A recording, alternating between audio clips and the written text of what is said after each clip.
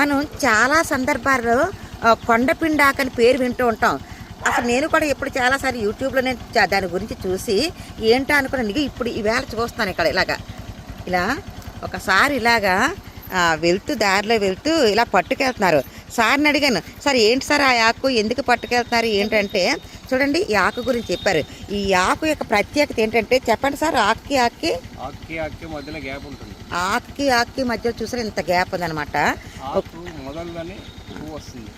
ఆకు మొదల నుంచే పువ్వు వస్తుంది. మామూలుగా చిన్న కాడొచ్చి ఆ తర్వాత పువ్వులు వస్తుంటాయి కదా, అలా కాకుండా ఇది మొదలకే పువ్వు వస్తుందట. సార్ దీనికి ఏంటేంటి ప్రయోజనాలు ఉన్నాయి సార్? దీనికి kidney stones, gallbladder stones clear అయిపోతుంది. అంటే ముద్దు చేసుకొని కొంచెం తేనె కలిపి మింగేస్తే చాలు,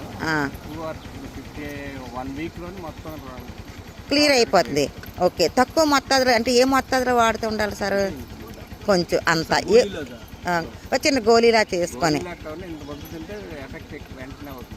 ఎఫెక్ట్ సార్. ఇది దేనికన్నా ఉపయోగపడుతుంది ఈ ఆకు? అదేనా, ఎక్కువ తింటే ఎక్కువ వాడితే కాబట్టి తక్కువ మోతాదులో అంటే ఎప్పుడన్నా ఏదన్నా తక్కువ మోతాదులో తీసుకుంటేనే అది మంచిది.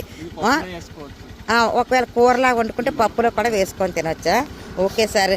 ఈ కొండపిండాకే దీని మెయిన్ ఉద్దేశం ఏంటంటే గాల్ బ్లాడర్లో గాల్ బ్లాడర్ క్లీనింగ్కి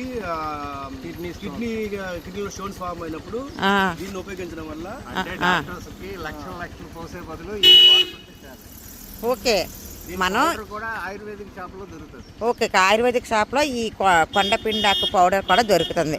ఓకే సార్. దీనివల్ల ఏ డాక్టర్స్ కూడా సంప్రదించాల్సిన అవసరం లేదు, సైడ్ ఎఫెక్ట్స్ ఉండవు, ఎలోపతి మెడిసిన్స్ వాడవసరం లేదు. ఈ కొండపిండాకు వాడటం వల్ల చాలా మ్యాక్సిమం క్యూర్ అయిపోతుంది. అందులో ఉన్న గాల్ బ్లాడర్ కానీ కిడ్నీలో స్టోన్స్ ఫామ్ అయినప్పుడు ఇమీడియట్ గా రిమూవ్ అయిపోతుంది. కాబట్టి దీన్ని ఆయుర్వేదిక్ మెడిసిన్ గా ట్రీట్ చేస్తే చాలా వరకు నయం అవుతుంది. కాబట్టి దీన్నే ఎక్కువ వాడుతున్నారు.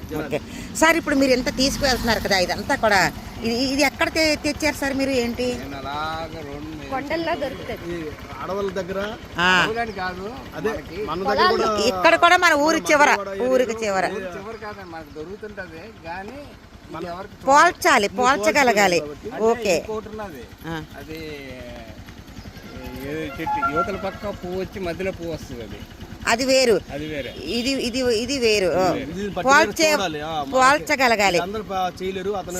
అంటే ఈ పిండి కూడా మనకి బయట దొరుకుతుందండి పౌడర్? Okay sir. ఓకే, ఇప్పుడు మీరు ఇది ఏం చేస్తారు సార్? ఇంత పట్టుకెళ్తున్నారు కదా. ఇది మా ఫ్రెండ్కి ఇవ్వాలి, ఇస్తే ముగ్గు చేసుకొని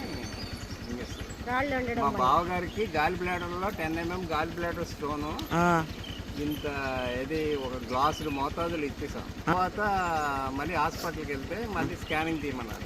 స్కానింగ్ తీస్తే 4.5 అయిపోయింది.